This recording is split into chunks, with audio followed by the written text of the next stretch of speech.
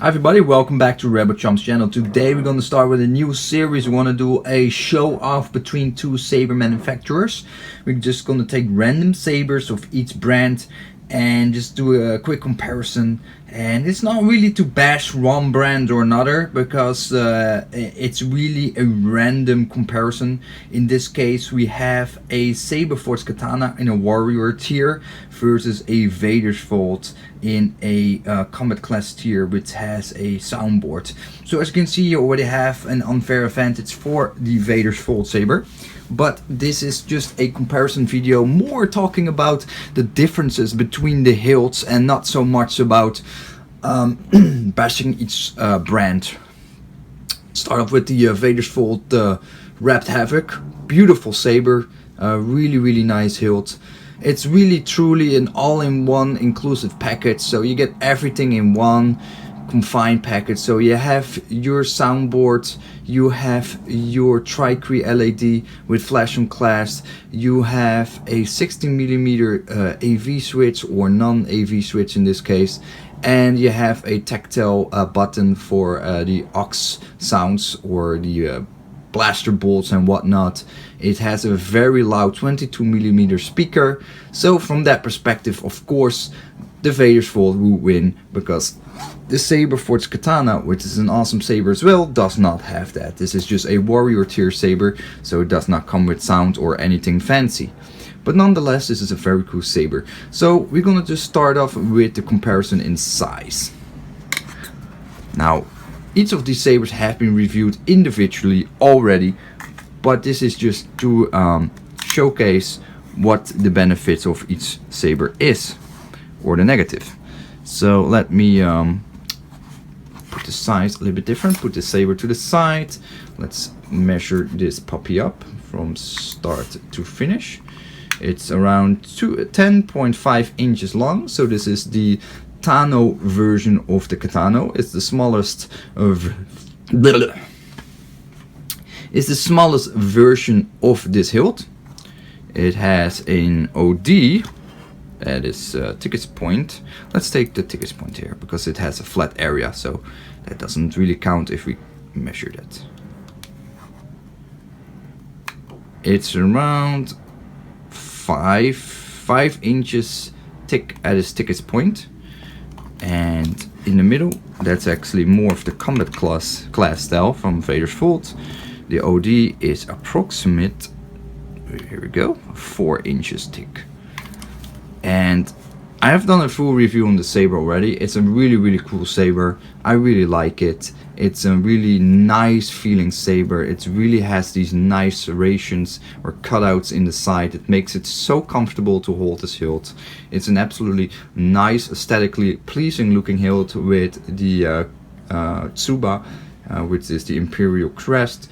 It has the Saberforge laser cut blade block in there. It has the 12+ watt Tricree deep red, which is a beautiful color. I absolutely love deep red. I really recommend it to any saber fan that's looking for a red saber. Don't settle with the regular red anymore, settle with the deep red. I promise you, it's amazing. Then on the other hand, we have the Vader's Vault. Now the Vader's Vault, of course, in terms of length is slightly smaller, but that's like very minimal smaller. It's around 10 inches, so I should measure her up. It's slightly longer than, slightly shorter than the Saberforge Katana. I think it's like about 2mm shorter. But the biggest difference is the OD of the hilt, which according to this measurement lint, if I can get it on the screen, is around 4 inches. That is around this section here. So the overall thickness of the saber is exactly as this part here, which is pretty amazing. Now, for combat, there are some pros and cons of each of these hilts, and it of course is all subjective to your own opinion. But in my opinion, if you want to do heavy dueling, a saber that has a Tsuba, I don't particularly say this saber with this Tsuba, I just say a saber with a tsuba will give you benefits, because you can grip your saber high up, and if you wear big lacrosse gloves, you need a lot of space on the hilt, so you can hold it tight up to the top of the hilt and better stab. Like, you can put more power behind the saber stabs or swings, because you have a little bit more control with this hand, because the top of your hand is actually being kept in place by the tsuba. With these kind of sabers where you don't have any form tsuba, you know, it's easier to over grip it and then accidentally hit the blade itself, which is maybe not ideal. And also leather grips are fantastic, but of course these are glued onto the hilt, and by a lot of wear and tear, so like a lot of movement, the leather grip will have a tendency to undo, the glue will undo, and basically the leather wrap come loose. So that's a slight downside. Also, now in this particular case, we're just looking at the hilt designs, nothing really about the electronics, but this has a 16mm AV switch, it's quite big, and this one has a smaller 12mm AV switch, sorry, a latching switch in this case, because this is just a stunt setup, so the switch is just latching, clicking up and out, in and out I should say, that's it. But for heavy dueling or spinning, you don't really want to have a latching switch. Again, that has nothing to do with the hilt itself. Having a low profile button is the best, and that's getting to the point where I want to go to is both these hilts have a system where the switch or the button is recessed. So in this case there's a cutout and the button is recessed inside the hilt. With the Saberforge you have more or less similar. Now of course this is a button that sticks out, because this is of course a latching switch, but if this was an AV switch, this is all recessed in the hilt, so also when you grip it you hardly will touch the button. Now of course in this case I do, because this is a latching switch, and latching switch always sticks out when not turned on, because when it's turned on it's like an AV switch and it doesn't stick out, so you don't touch it and accidentally turn off the saber. Okay. Now in terms of hilt width, I have to say I do prefer the Saberforge width. They're a little bit beefier on the hands, but it feels more comfortable. To me, my hands are not that big, but also not that small, so I feel this OD of this thickness is actually quite comfortable. With this hilt from Vader's Vault, it's fantastic, but it feels like a cigar. It's so thin, it's like a cigar in your hand. It's like almost like a pen, like a big pen. And I feel it's slightly too thin, because I feel personally like I'm over gripping the hilt ever so slightly over gripping it, and then it leaves my fingers a little bit undesirable in my hand. And of course when you wear gloss, that is a very different story, because then you have very big hands, because the gloss makes your hands very big, and then this hilt is totally disappearing in those gloss. It's like puny tiny. So for heavy dueling, I would say I rather have a saber that has the OD of Saberforge has, and a tsuba to protect my hands and give me the grip on the top to really firmly grip the hilt. So I think for dueling, a tsuba is really a plus. And of course the OD, that is just up to your opinion, but in my case I would say the Saberforge OD is a little bit more preferable for me. Now then we go to aesthetic pleasing. I really like both hilts. They're really cool. I would give the edge to the Vader's Vault. It's simple. Yes, it is. It's simple, but the whole construction of the pommel is really intriguing. I really like the pommel design. I like it much more than the more standard pommel design from the Saberforge Katana. It's a little bit plain, so that's why I prefer the Vader's Vault. For spinning, I think either sabers are not perfect. You know why? Because the leather wrap has a tendency to undo because of the friction by moving the saber around, and it's just glued on, so the glue will give in. At some point the glue will give in and the leather wrap will undo or get loose at some point. That is just how it is. That's just yes, it's basically statistics, because yeah, the leather wrap is just a fabric, and the glue underneath is just super glue. Like it's not meant. It's meant to keep it in place, but it's not really designed and made for that kind of spinning. Compare it to like a tennis racket. If you use tennis rackets a lot or you play tennis, you know that the grip gets loose at some times and you have to replace the grip or redo the grip. That's exactly the same. It's just the friction of using it. Now, this saber doesn't have it, so for spinning, I would say that's a little bit more ideal to have no grip, no leather wrap. But the downside is, if you have sticky hands like me, the leather grip gives a lot of friction. Actually, it's very nice. So you want something that is probably knurled if you don't have a leather wrap, like knurled grip, like like it has a lot of dents in it, or it has like this kind of serrations here. That makes it really grippy in your hand, so you can spin it. Now this design is definitely not for spinning. It's top heavy because of the tsuba. It doesn't feel really comfortable in moving around. Plus this middle section, it's just, for me, it doesn't feel very nice to spin with this saber at all. It's just not working out for me.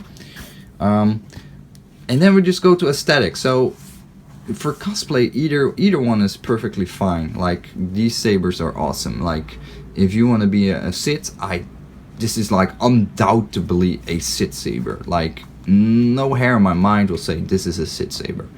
This one can be either Sith or Jedi. I would say I lean a little bit more towards a Jedi Padawan type of saber, like a pass down for training.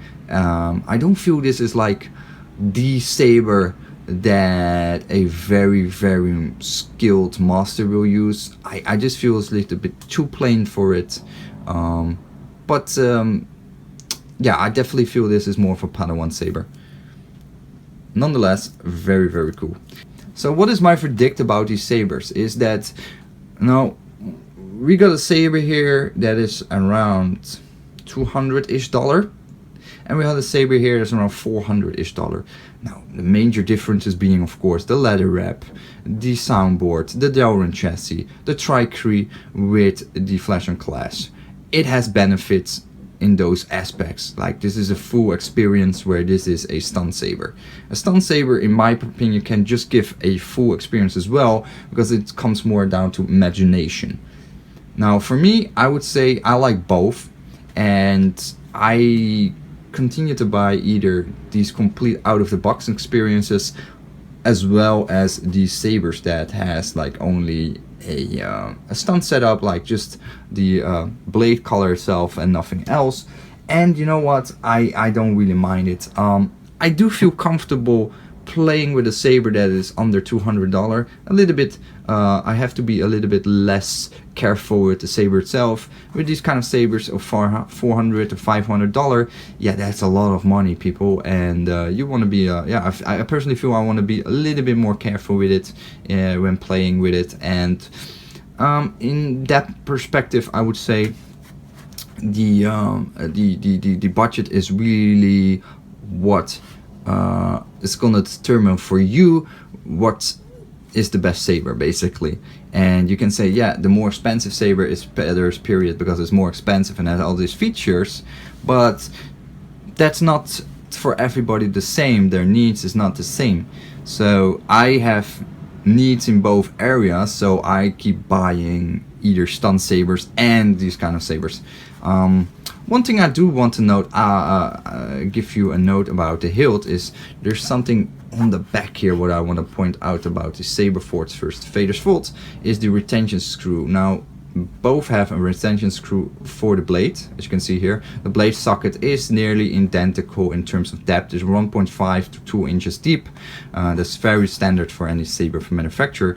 So we got an Allen wrench key for the Saberforge and one for Vader's fault. You can see the Vader's fault one is fatter and bigger, and that's because the screw is bigger. And I actually like this bigger size of screw. I forgot the actual size of it, but I do feel it's more comfortable to unscrew it and screw it in, because the other one is quite puny and tiny and more fragile. You see, it's a very small hex screw holder, where this one is more beefy, and also the screw itself is a lot more beefy and fatter. So I feel this is more comfortable to actually screw in and screw out the blade retention screw. And yeah, also one thing I would like to note is that I like the placement of the aux switch here. Now of course the Saberforge does not have any aux switch, because even their warrior or champion tier or hero tier does not come with an aux switch in this area. It will come with a secondary button that's here and here on the hero version, which is running I believe a Spark 2 Nigon board. Either way, I would say this hilt is slightly better designed than the Saberforge, just simply because the pieces are much more in harmonious with each other. It's a well-balanced saber, a very beautiful design, yet simple, and the Saberforge looks fantastic, but it has a little bit different design elements, making it a little bit funny and funky how the saber comes together. It's not per se less durable, it's just a more interesting way how the saber parts, all these parts coming together. So I hope you like this small versus video. Next time we do another versus video, and as I said, these versus video are just very loosely based on different brands. Nothing really about the electronics in them, because that would be an unfair comparison, of course, in this case.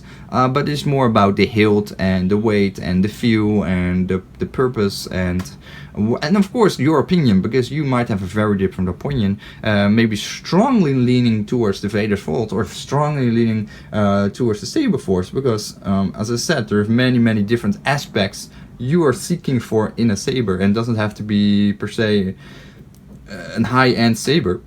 It also depends on how much you want to spend on these sabers, how many you want to have, and whatnot. So anyway, I hope you liked the video, and see you in the next one. Stay scummy!